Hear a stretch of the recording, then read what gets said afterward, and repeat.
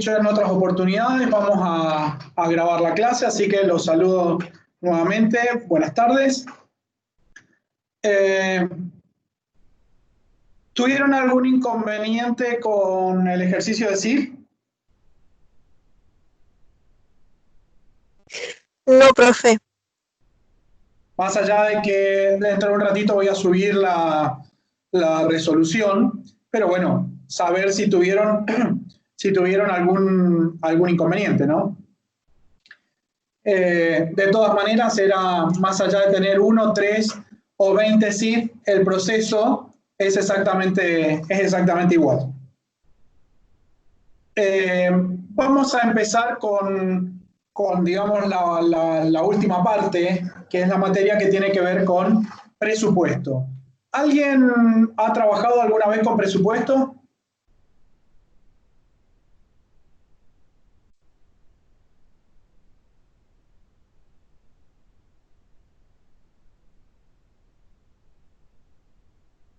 ¿Nadie de los que están, al menos en clase, ha trabajado con presupuesto? ¿Saben qué es presupuestar?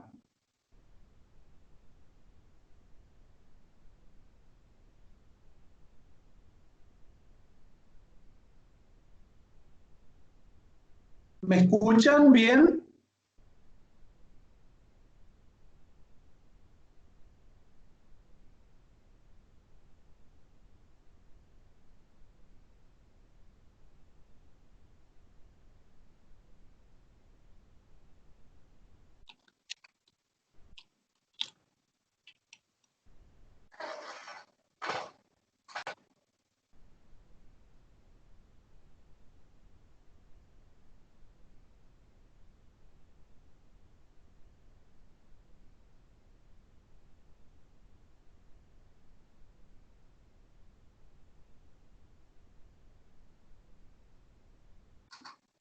Ok, bueno. Más allá de que hay algunos inconvenientes, sí, yo también por ahí he tenido inconvenientes con conexión y demás, y esperemos que no tengamos inconveniente y que podamos terminar la clase. Les decía que vamos a ver la parte de presupuesto. Presupuestar significa pensar en que algo va a suceder de acá hacia adelante. Es como en estadística cuando ustedes ven la probabilidad. Probabilidad es la posibilidad de ocurrencia de algún suceso. Acá lo que hacemos es, particularmente cuando tenemos una empresa, lo que presupuestamos es qué es lo que va a pasar con nuestras ventas, qué es lo que va a pasar con nuestras compras, qué es lo que va a pasar con nuestras finanzas, qué es lo que va a pasar con la mano de obra, determinados aspectos que hacen del manejo, se podría decir estratégico y en algunos casos hasta diario, de lo que es una empresa. Existen distintos tipos de presupuestos que cada área o cada departamento dentro de la empresa puede trabajar con su propio presupuesto.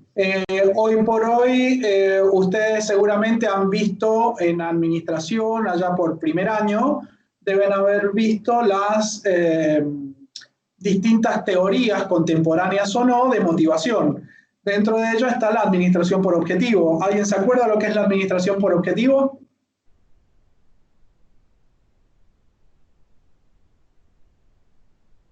Bien. La administración por objetivo particularmente es cuando yo me voy poniendo objetivos concretos y los voy a ir alcanzando. Es decir, a ver, yo puedo administrar por objetivo, es decir, voy a aprobar todos los primeros parciales, cumplí mi objetivo. El segundo objetivo, voy a aprobar todos los segundos parciales, cumplí mi objetivo.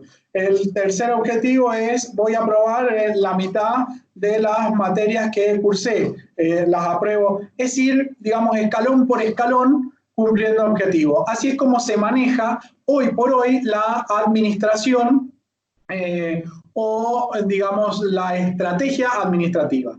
es lo que en contabilidad por ahí se utiliza como centros de costos, ¿sí? Que cada departamento sea o vea de qué manera es eficiente al nivel de manejo de los costos.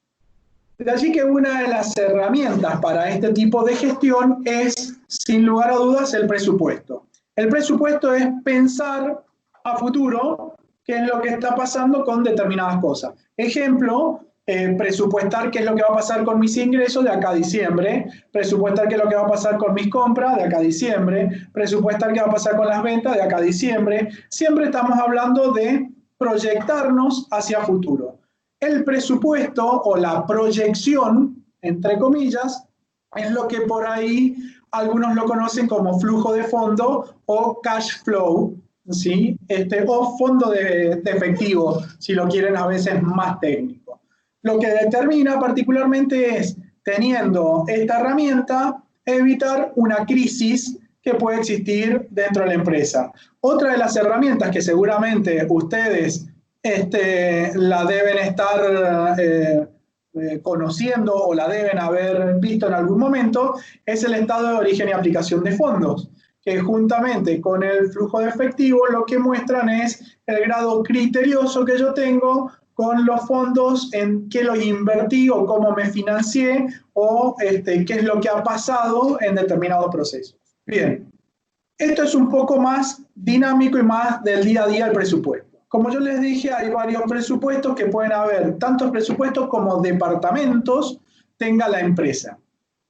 El presupuesto general, el que maneja la gerencia general o los CEO de una empresa, es lo que se denomina presupuesto integrador. ¿Qué significa? Que es un presupuesto maestro donde va a integrar todos los presupuestos que he trabajado. Ejemplo, puedo tener un presupuesto de producción, puedo tener un presupuesto de compras, puedo tener un presupuesto de venta, puedo tener un presupuesto de recursos humanos, puedo tener un presupuesto de limpieza, puedo tener un presupuesto de calidad. Dentro de todo ese presupuesto, yo lo llevo a una matriz o a un presupuesto que se denomina integral. Ahora bien, algunas cuestiones para poder presupuestar. ¿Qué es lo que yo debo tener presente cuando voy a presupuestar? Primero y principal, lo que tengo que tener presente es que yo voy a trabajar sobre un futuro incierto. Si yo les pregunto qué es lo que va a pasar mañana, nadie sabe. Por ejemplo, algo concreto, a partir del lunes abren los restaurantes y los bares, ¿sí? ¿Están de acuerdo con eso? ¿Creen que es una buena medida?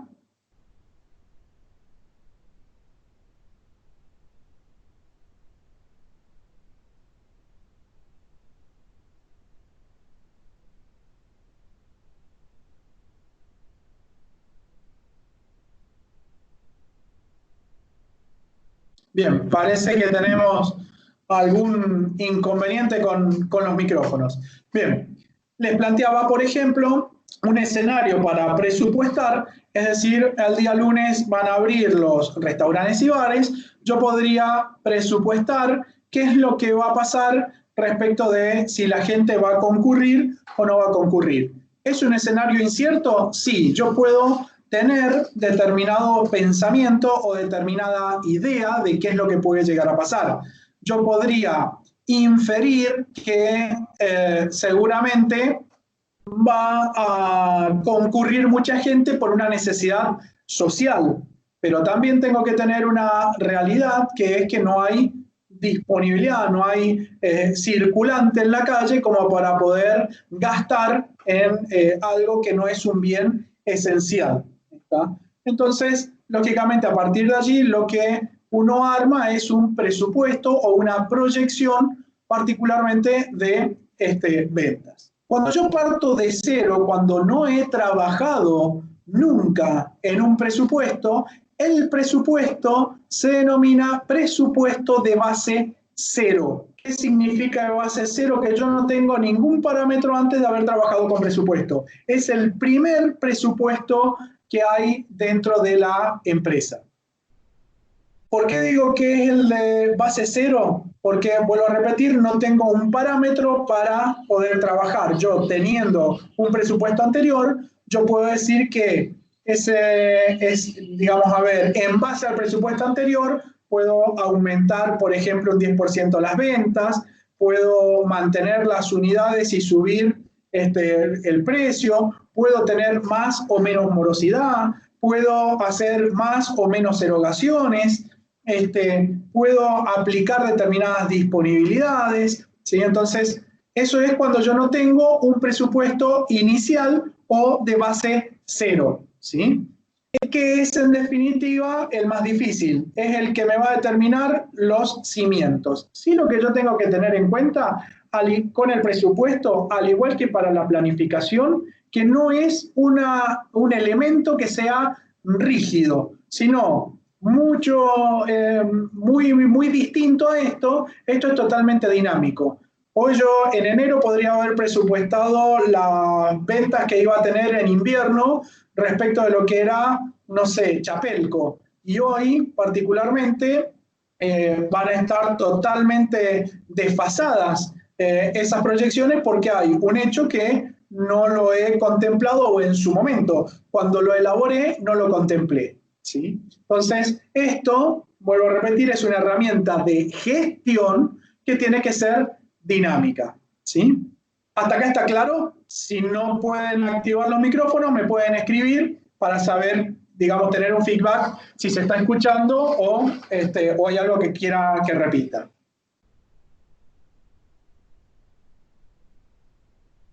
Ok, bien. Les decía que el presupuesto más común de todos es el presupuesto de ventas. ¿Por qué es el más común? Porque a partir de las ventas, yo, si sé que voy a vender una X cantidad de productos, sé que tengo que comprar una X cantidad de productos. Si yo sé que voy a vender y sé cómo me pagan, es la disponibilidad o el flujo financiero que puedo llegar a tener. Si yo sé cuánto es lo que tengo que vender o cuánto es lo que tengo que producir, sabré también cuánto es la mano de obra que tengo que ocupar. Si voy a ocupar 10 personas, 20. Acá me está preguntando Julián si está relacionado con los estados proyectados. A ver, en cierta manera sí y en cierta manera no. Si yo marco con los estados proyectados, estaría hablando del flujo de efectivo. ¿Está? Si yo miro el flujo de fondo, lo que estoy hablando es algo mucho más dinámico, ¿sí? Si hablo con el flujo de efectivo, estoy hablando de lo pasado, es decir, a ver, qué es lo que hice con el dinero y qué es lo que voy a hacer con esta tendencia. Lo que yo estoy marcando particularmente es un escenario que a mí me permita saber o cuantificar de alguna manera lo que va a pasar en el futuro trayéndolo al presente. ¿Está? Yo hoy, por ejemplo, lo que les decía recién, si yo miro una situación de contexto concreta y estoy hablando de los locales gastronómicos y los bares que van a abrir el día lunes, ¿sí? Si yo miro lo que están haciendo en otros lados, creo que nos comimos un paso, porque como dije hace un ratito, esta pandemia nos está determinando algo que planteaba Maslow dentro de esa pirámide de jerarquía de necesidades y que vieron allá por principios de administración, que tenía que ver con las necesidades sociales. Hoy necesitamos relacionarnos con nuestros pares, ¿sí? Necesitamos sociabilizar, ¿sí? Genial. Ahora, particularmente, fíjense si yo comparo Mendoza, y el hecho de comparar Mendoza tiene que ver, una porque yo soy mendocino y otra porque si miramos los parámetros en cuanto a las economías, si miramos los parámetros en cuanto a cantidad de infectados y el tratamiento que se le ha dado, son provincias que están muy parejas o con características similares. Si yo miro Río Negro es totalmente distinto. ¿Qué es lo que hicieron en Mendoza? Hoy están habilitados los bares y los restaurantes, lógicamente con sus restricciones, su higiene y demás. Pero antes de eso, determinaron el oxígeno de la pandemia de tipo social. Entonces permitieron que se reunieran 10 personas como máximo, familiares, es decir, a ver, no sé, vienen los hermanos con sus hijos y van a ver al abuelo o a las abuelas. No más de 10 personas para ver si había circulación de virus. ¿Está? Ustedes imagínense acá lo que pasó con un partido, un supuesto, ¿no? Partido, un supuesto asado con el brote que hubo en Balsa Las Perlas y que, bueno, se desperdigó o se dispersó, mejor dicho, por todos lados. Entonces, creo que, por ejemplo, estamos cometiendo un error. ¿Esto qué es? Que yo para poder realizar una proyección tengo que conocer el contexto, ¿sí? El contexto es qué es lo que está pasando y bajo qué situaciones puedo yo controlar. Yo puedo presuponer que la gente va a salir a los restaurantes, pero por ejemplo hay mucha gente que tiene miedo de poder salir para contagiarse. ¿Alguno de los que está presente tiene miedo de salir y de contagiarse?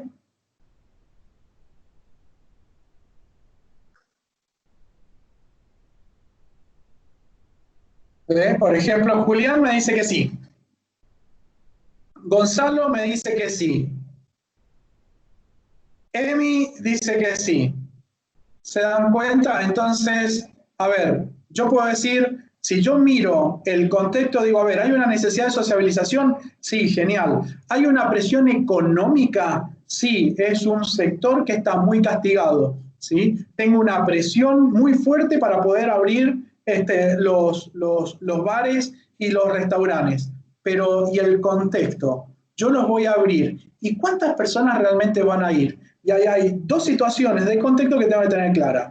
Una, el miedo, ¿sí? ¿Hasta cuánto vale el miedo? Y la otra fundamental es el dinero, la disponibilidad que yo voy a tener para poder gastar. Hoy, la plata, más allá de todo, fíjense que hay reducciones de sueldo, hay suspensiones de tareas, hay ayudas que no alcanzan, entonces no tengo extra, ¿sí? Un dinero extra para poder gastar. Gonzalo me dice, eso hablan los peluqueros y dentistas sobre el miedo de las personas. Sí. A ver, ¿qué más?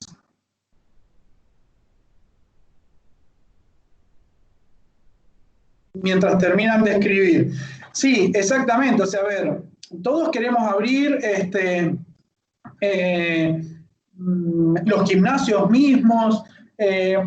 Fíjense ustedes, sin ir más lejos, aquellos que transitan por sus temas. Emi dice, yo siendo peluquera no trabajo hace un mes. A ver, Emi, entiendo eso y yo me pongo, por ejemplo, te digo el caso de mi mamá en Mendoza, que no sé si es hoy o mañana, que tenía o tiene turno para la peluquería, pero en Mendoza hasta los peluqueros tienen miedo y cuando son personas mayores, peluquero estoy hablando del rubro, ¿no? Cuando hay personas mayores o que exceden, que son personas de riesgo, por así decirlo, que exceden los 65 años, no los, digamos, a ver, les ponen cierto recelo para poder atenderlo. Entonces, cuando yo miro esto de contexto, peluquería, gimnasio, talleres de arte, restaurantes, bares, hotelería, todos estamos, creo que los únicos rubros que no se han visto afectados genéricamente son la docencia, particularmente, la policía, la salud y los contadores. Después de allí para abajo, todos se han visto afectados, ¿sí? Todos, absolutamente todos. Entonces, vuelvo a repetir, ahí es donde yo tengo que manejar un escenario y un contexto, ¿sí? ¿Qué es lo que pasa? Miren algo para que tengan presente. Siguen sin andar los micrófonos, ¿no?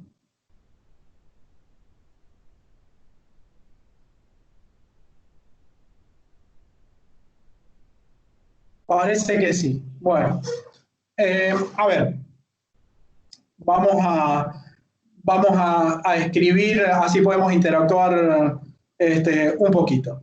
¿Qué ¿Quién están al tanto de que está la cuarentena y que es hasta el día 28 de junio, ¿no? Hasta el domingo 28 de junio. ¿Están al tanto de eso?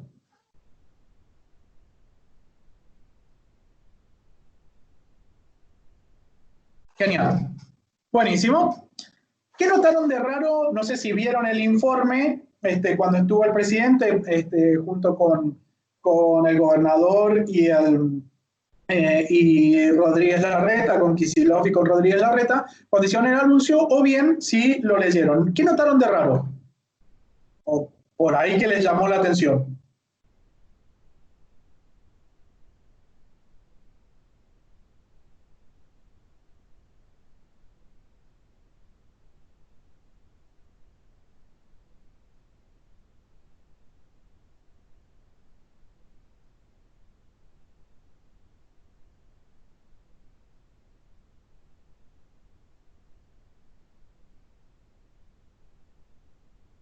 Uh -huh.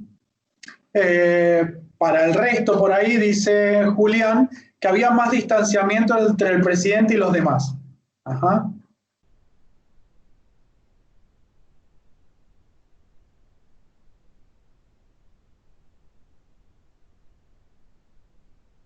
Más allá de esto que planteaba Julián y que yo estoy leyendo para que quede justamente en el video y que esté la grabación, por lo menos mientras dure el video, eh, había algo que es mucho más cuantificable, más concreto del contexto. A ver si le prestaron atención a eso.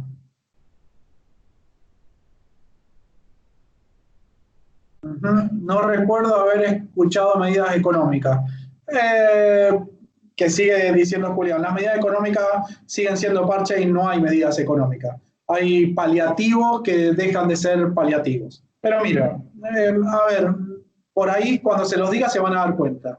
Hasta sacando el anuncio de ayer, todos los anuncios anteriores, la cuarentena duraba 15 días. 15 días. Esta dura 21 días. ¿Saben por qué?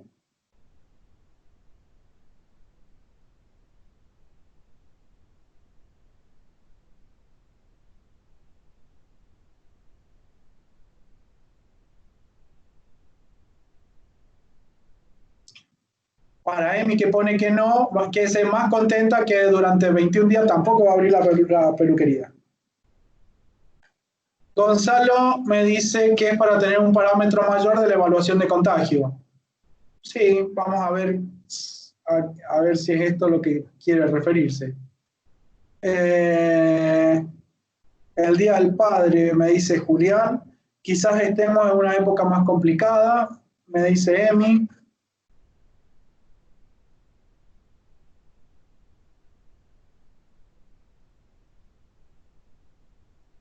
Una época más complicada de contagio. El pico de contagio. No, fíjense esto. Según dicho por infectólogos, ¿no? Y por profesionales de la salud, no porque lo diga yo, digamos, la durabilidad de la transmisión del virus dura 14 días. Si yo hago una cuarentena más oxigenada, como dicen, o mucho más flexible, tengo los 14 días y me queda una semana para saber si voy a tener circulación de virus o no, para ver si puedo seguir flexibilizando o tengo que volver a una fase anterior.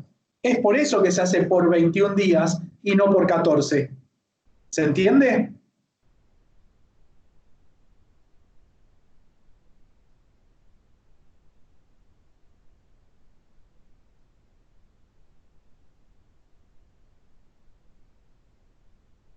Bien, eso que yo estoy diciendo de que estos 21 días es tener una situación y un parámetro de contexto para poder saber dónde voy a estar parado. Si, ya que tenemos acá una peluquera, abren las peluquerías y resulta que entran a circular o tengo mayor circulación, no importa dónde estoy hablando de Argentina.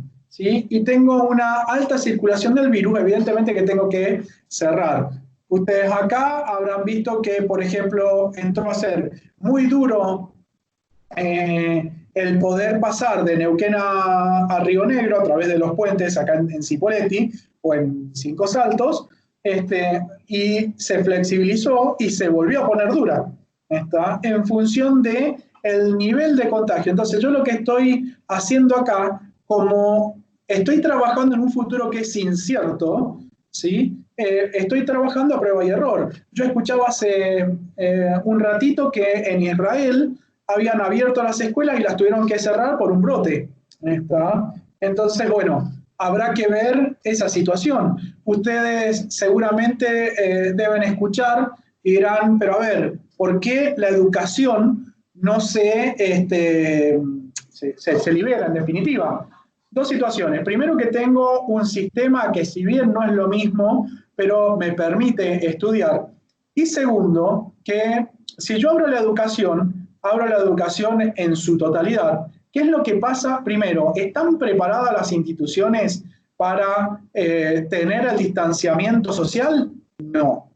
¿Sí? Ustedes habrán visto en la misma facultad que hay aulas que son muy grandes y aulas que son muy pequeñas. ¿Sí? Entonces, a ver, si yo tengo que tener 1 metro de distancia alrededor, 1 metro cuadrado, ¿sí? Alrededor de una persona, ¿tengo la infraestructura necesaria para poder dar clase correctamente? Y yo creería que no. Estoy hablando hasta en la misma facultad, que es una facultad privada. También doy en la Universidad de Flores y tampoco está preparada para las aulas para ese tipo de situaciones. Y estoy hablando de personas grandes, ¿sí? Estoy hablando de facultad. Si hablo de los niños, yo tengo que tener una cuestión de educación de que mantengan el barbijo, ¿sí? Y los niños rebeldes, en casa lo puedo mantener, y en la escuela. Y después tengo otro gran problema, que creo que es el foco de todo esto, que son los asintomáticos. Tal vez, ojalá me equivoque, pero cualquiera de nosotros podemos ser portadores de coronavirus y ser asintomáticos. ¿Está? Es decir, a lo mejor un pequeño dolor de garganta o no sé, un pequeño malestar, pero no necesariamente para tener coronavirus, tenés que estar con respirador y casi muriéndote. ¿Está? Entonces, ¿cómo hago yo para descubrir cuando son personas asintomáticas y que tengan un alto nivel de tránsito? ¿Cómo hago yo para dar clase cuando por ahí tengo docentes que están en situación de riesgo? Vamos a mi caso, o situación crítica, yo soy diabético, o sea, yo por mañana abren, yo no puedo estar frente al aula porque me estoy exponiendo. Y así con un montón de situaciones. Entonces, acá es donde yo trabajo en la proyección, que a diferencia de lo que me preguntó Gonzalo, creo que era, a ver, déjenme ver, que me dijo si era, no, Julián, perdón, Julián, si se refería a los estados proyectados están hablando concretamente de algo que ya está hecho, es decir, a ver, con el estado contable hecho, ¿qué es lo que yo proyecto para futuro? En definitiva, es lo que van a dar el informe contable o el informe del auditor, ¿sí? Los estados proyectados, que son el flujo de efectivo y el de origen y aplicación de fondos. ¿Está claro? Esto del presupuesto tiene que ver más con el día a día, ¿sí? Esto tiene que ver con, a ver, qué es lo que yo hago concretamente y de acá al futuro, no teniendo en cuenta el pasado, ¿sí? El pasado no me interesa, a mí me interesa, yo quiero saber, a ver, en junio, ¿cuánto es lo que voy a vender? ¿Sí? En unidades o en pesos, no importa. Eso es el presupuesto. ¿Se entiende?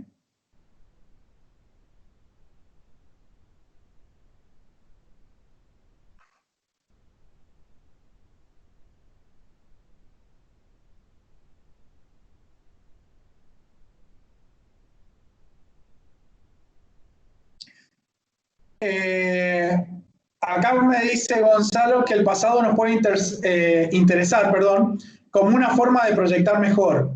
Eh, Obviamente, a ver, no es que no nos interese, sí nos interesa, pero nos interesa en el hecho de decir, a ver, ¿de dónde venimos? ¿Sí? No, no nos interesa, o sea, a ver, no podemos cambiar el pasado, lo que podemos cambiar es el futuro. ¿Sí? Si yo en marzo vendí 10 unidades, ¿sí? Yo, a ver, lo que me va a permitir, no me va a permitir cambiar las 10 unidades, pero me va a permitir decir, che, a ver, ¿cómo hago para vender más de las 10 unidades en este contexto que vendí en marzo? Eso es lo que hace el presupuesto. ¿Se entiende, Gonzalo?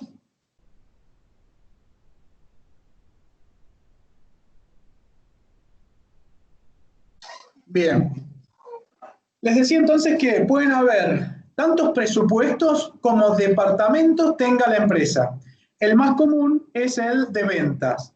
Y normalmente cuando yo hago un presupuesto de ventas, yo lo que trato de armar es decir, a ver, voy a tener, no sé, voy a vender 20 unidades a tal precio, ¿cuánto va a ser mi ingreso? ¿Sí?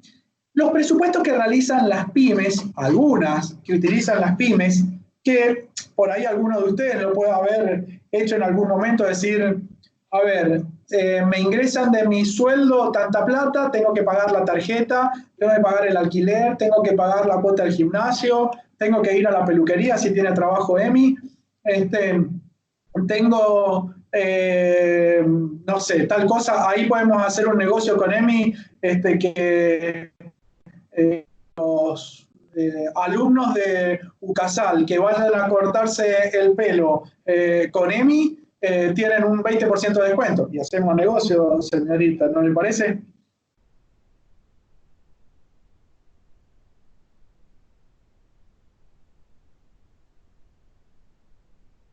Bien. Les decía, por ejemplo, las pymes, que son, a ver, las más pequeñas, y que suelen a veces utilizar esta herramienta de gestión, ¿qué es lo que hacen? Dicen, a ver, ingresos contra ingresos. Los ingresos, tengo dos tipos de ingresos. Los ingresos ordinarios o comunes, si yo me dedico a vender algo, no sé, vendo golosina, todas las ventas de golosina son los ingresos ordinarios. Los ingresos extraordinarios es si yo vendo, no sé, un mostrador o una heladera, no es habitual que venda eso porque no es mi esencia vender eso, pero me provoca ingresos. Ejemplo, acá en la zona, las petroleras cuando venden las camionetas, ¿sí? Que normalmente cuando hacen esas compulsas donde venden las camionetas se las llevan todos los gitanos, ¿no? Pero más allá de eso, las camionetas cuando hacen la empresa de, no sé, San Antonio, Total y demás. Eh, Vuelvo a repetir, no se dedican a vender camionetas, se dedican a vender el producto o el servicio petrolero, pero es un ingreso extraordinario, pero que forma parte del ingreso. Y los egresos son toda la salida de dinero que yo tengo. Llámese compras de materia prima, materiales, insumos, sueldos, viáticos, publicidades, todas las erogaciones, todas las que sean salidas de dinero, yo las marco. Entonces, ¿qué es lo que hago? Ingreso menos egreso y lo que busco es la disponibilidad final, ¿sí? De un determinado periodo. Por lo general, antes de la pandemia, uno normalmente armaba un flujo de fondos o una proyección que era por el año calendario, es decir, a ver, ¿qué es lo que va a pasar en el 2020 o en el 2019? ¿Sí? Y lógicamente que iba teniendo ajustes en función de la variabilidad. Por ejemplo, un ítem variable que yo no puedo controlar y que a veces depende de variables macroeconómicas es la inflación. ¿Está? Por ejemplo, si yo les pregunto ahora, ¿ustedes saben cuánto va a ser la inflación en diciembre? Y lo más probable es que no tengan ni la más remota idea de cuánto puede ser la inflación de diciembre. Pero sé que va a existir. Puede estar rondando entre tanto y tanto. Bueno, tendré que ver si eso lo voy a contemplar en el presupuesto o no. ¿Está? Entonces, particularmente lo que hace es poder determinar qué es lo que sucede en determinados periodos, ver la disponibilidad final y la disponibilidad anual. ¿Para qué ver la disponibilidad mensual, por así decirlo? Para ver si voy a tener algún mes que puede estar complicado, por ejemplo, el mes donde pago ganancias, o bien si voy a tener varios meses complicados, ¿sí? Entonces, ver particularmente si tengo muchos meses complicados, si me va a convenir sacar un préstamo, ¿sí? Para poder cubrir ese desfasaje de dinero que estoy teniendo. Si saco un préstamo y ese préstamo a mí me permite particularmente resolver ese tema, pero voy a quedar apretado. Es cuando uno normalmente, ¿qué hace? A ver, algo característico.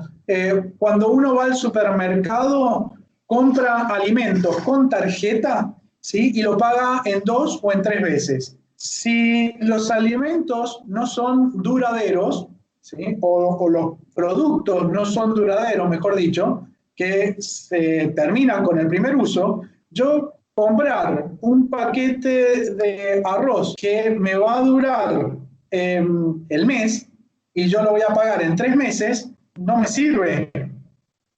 Lo que estoy haciendo es tapando hoy un agujero, pero estoy teniendo dentro de 3 meses, no un agujero, un cráter. ¿Sí? Entonces me permite a mí ver económica y financieramente, económico es en el largo plazo, financieramente en el corto plazo, cómo puedo resolver esas situaciones. ¿Se entiende hasta acá?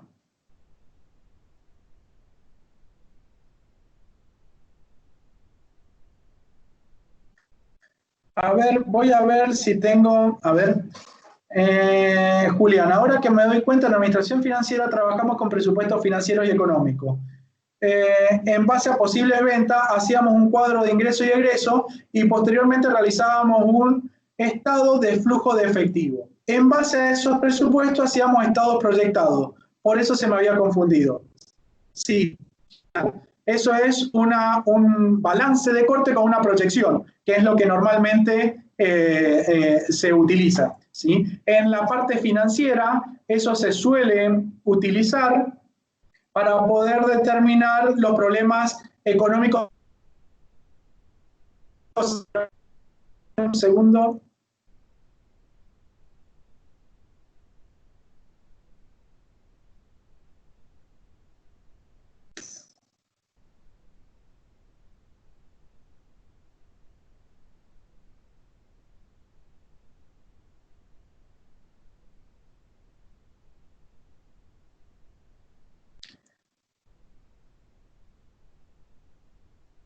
Miren, acá voy a compartir la pantalla.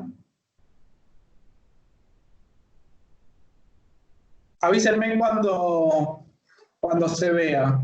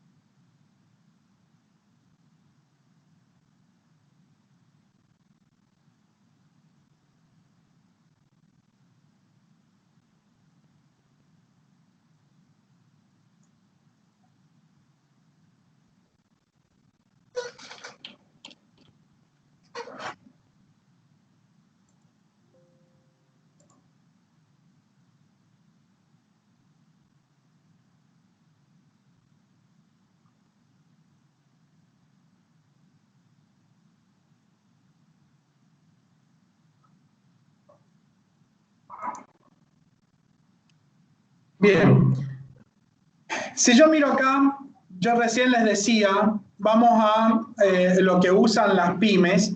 en función de determinadas ventas, fíjense que si yo miro, vamos a ampliarlo un poquito.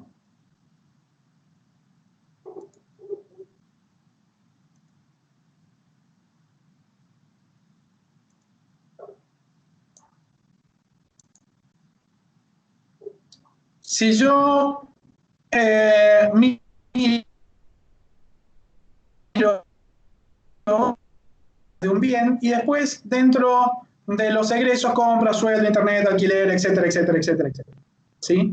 Yo acá lo que tengo es una proyección, un presupuesto que va de enero a diciembre de un determinado año. ¿Sí? Acá yo tengo ventas ordinarias, acá tengo ventas extraordinarias y después tengo todas las erogaciones. Si yo miro, tengo todas las disponibilidades, salvo esta que en realidad es positiva, ¿sí? Salvo esta que es positiva, tengo todas, absolutamente todas, que son negativas.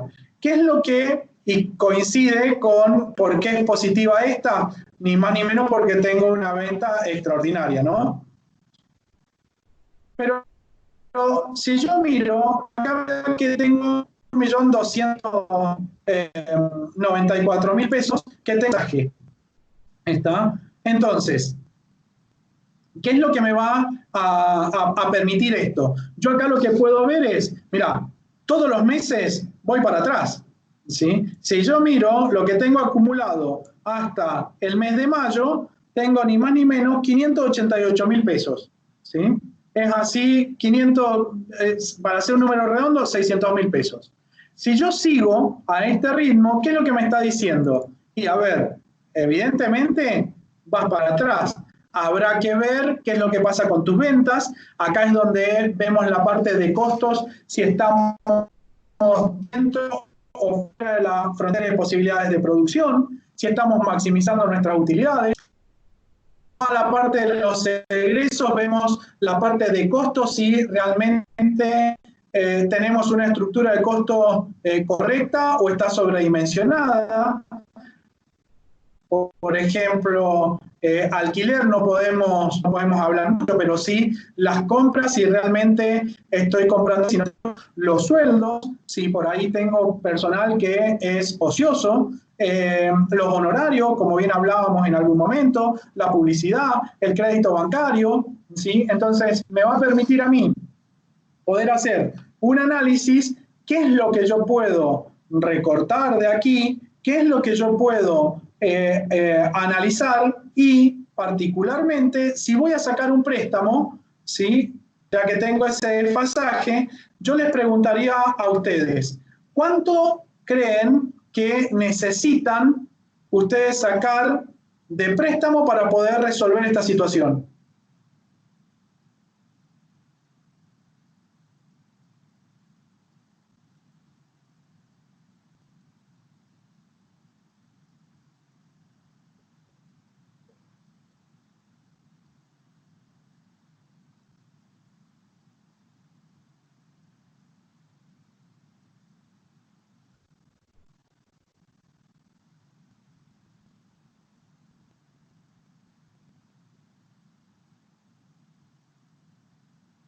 Está bien, más de 1.000.000, pero ¿cuánto más?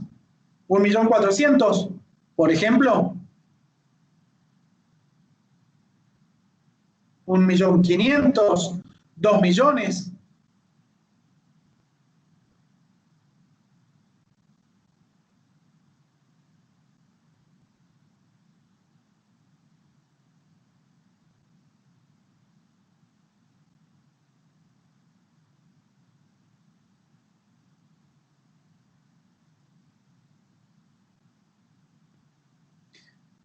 Dice Julián, dependiendo lo que pueda pagar en base a las ventas que vaya a realizar, creo. Bien, a ver. Acá yo lo que tengo que mirar es tengo que poner en algún momento algo que es concreto. Lo que es concreto es que mis ventas están en función de un estudio de mercado, si es estable o no. Si mirábamos acá, fíjense que tengo picos, por ahí es una actividad que tiene que ver con la temporada o no.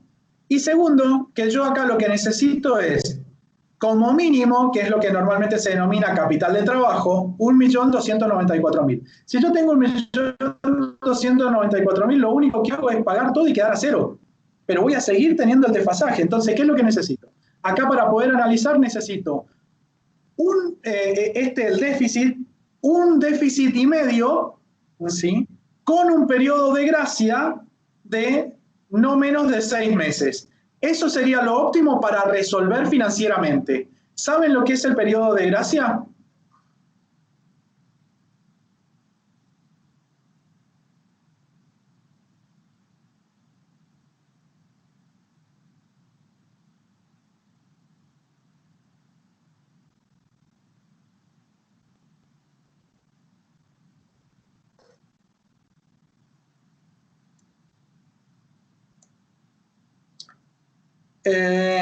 Dice Julián, el periodo que no pago nada de la deuda, ni capital ni intereses. Emi dice, no me acuerdo. Y Gonzalo, vamos a ver qué es lo que pone.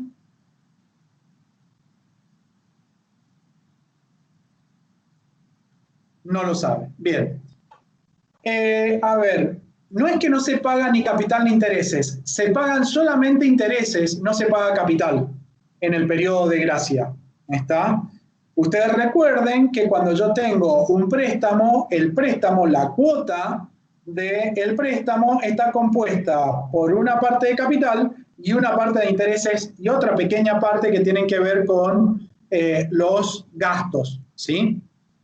Pero en el periodo de gracia, lo que se paga es intereses. Después del periodo de gracia se paga capital e intereses. Entonces, ¿por qué necesito esto? Primero, que con el 1.200.000 yo me aseguro de tener toda la disponibilidad de dinero para hacer frente al año, ¿sí?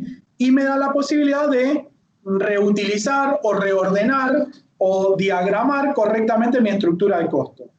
Los otros 6 meses a mí me permiten que yo no esté ahorcado o agotado financieramente, que me dé una especie de respiro. A ver, si yo tengo en este caso 1.200.000, 2 millones, vamos a poner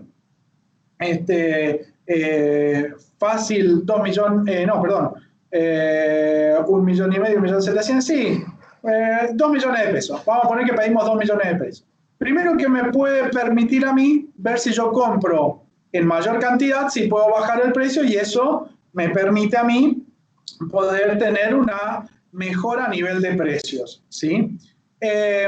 Lógicamente que tendré que reestructurar el tema de los sueldos, si realmente mi cantidad de personas, acá tendré que pedir un presupuesto a recursos humanos para ver cuánto personal es, qué se le está pagando. Por ejemplo, por ahí estoy pagando horas extra y son horas no productivas, ¿sí? Tendré que ver el tema de la publicidad, el tema del mantenimiento, ¿sí?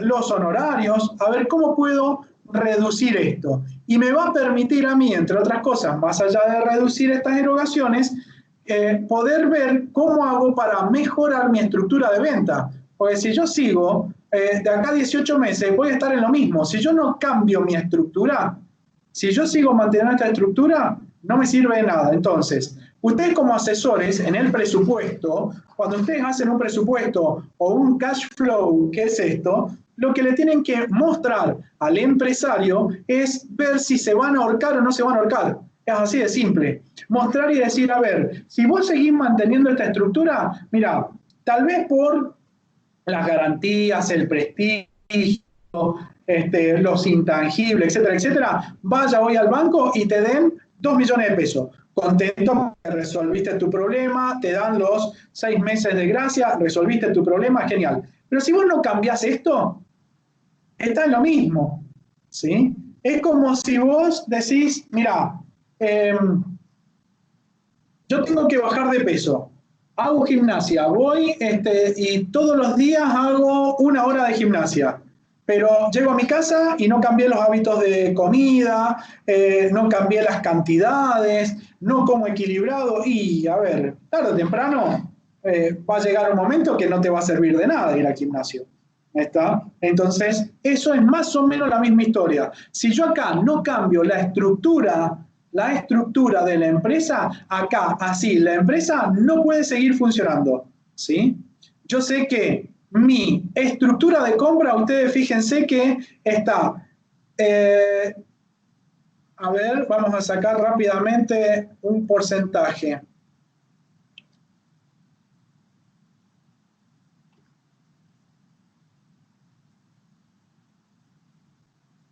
Miren, el 43%, ¿sí? Está excedido un 43%, ¿sí? Mi estructura de compra sobre las ventas.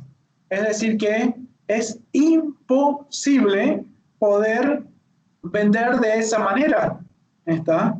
Yo tengo que sí o sí, primero tratar de ver, seguramente acá tengo un problema de marketing, de mercado, de posicionamiento, o no soy productivo. Y segundo, que si yo voy a mantener esta estructura, ¿sí? Si voy a seguir manteniendo esta estructura, lo único que hago es alargar mi vida, nada más. ¿Se entiende lo que planteo?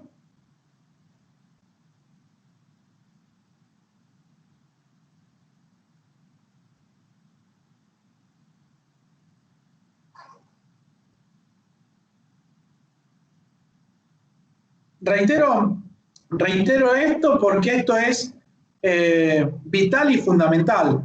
Si yo esto no cambio absolutamente nada de mi estructura que tengo acá, no tengo vida, ¿sí? No tengo absolutamente posibilidades de nada, ¿sí? No tengo posibilidades de nada. Lo único que voy a hacer es, a ver, alargar un poquitito la vida, pero voy a seguir fracasando. ¿Está claro?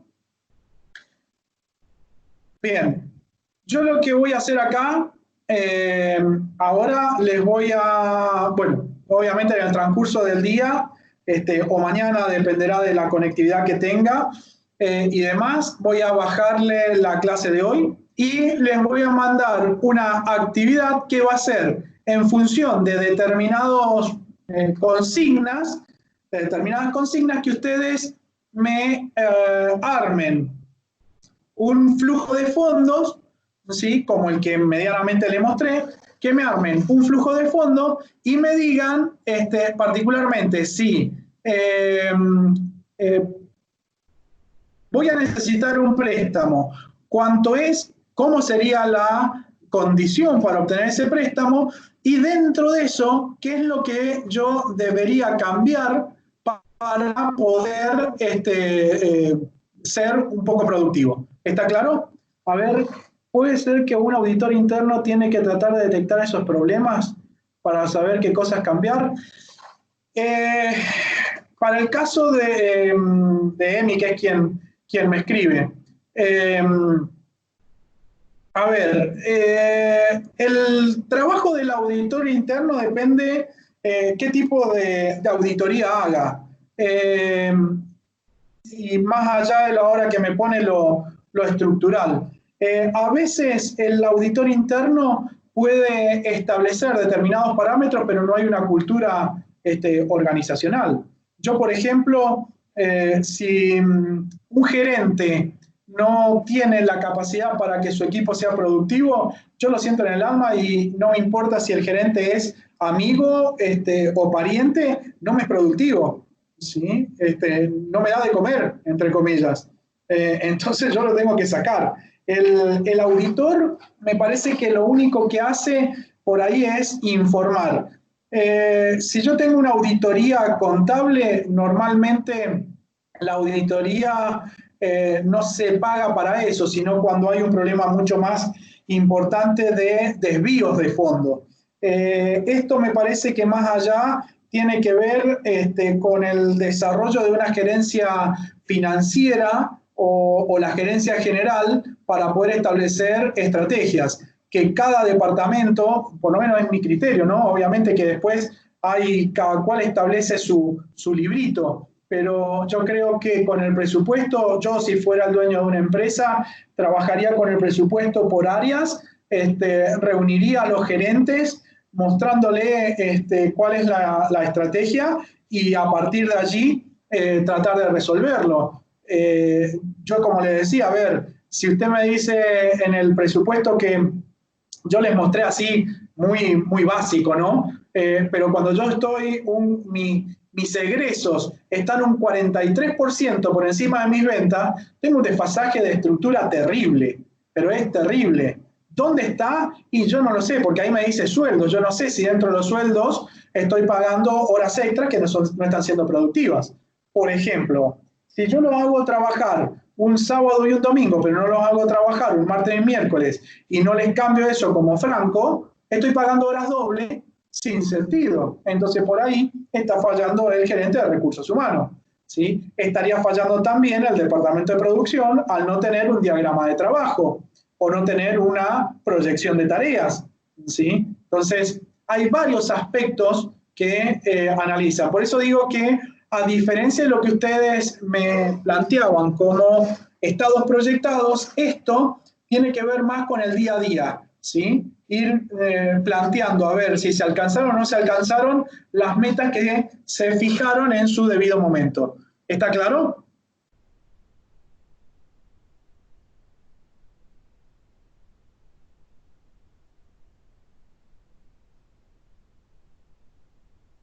Bien.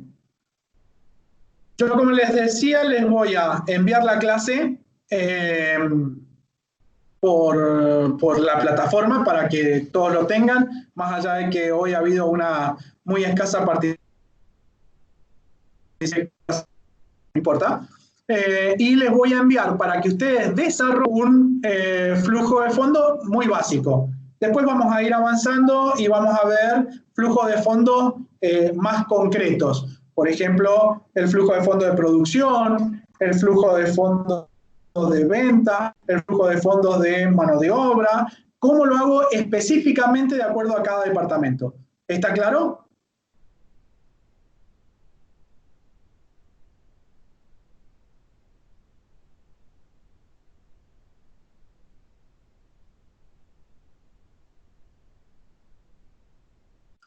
Buenísimo. Voy a detener la grabación.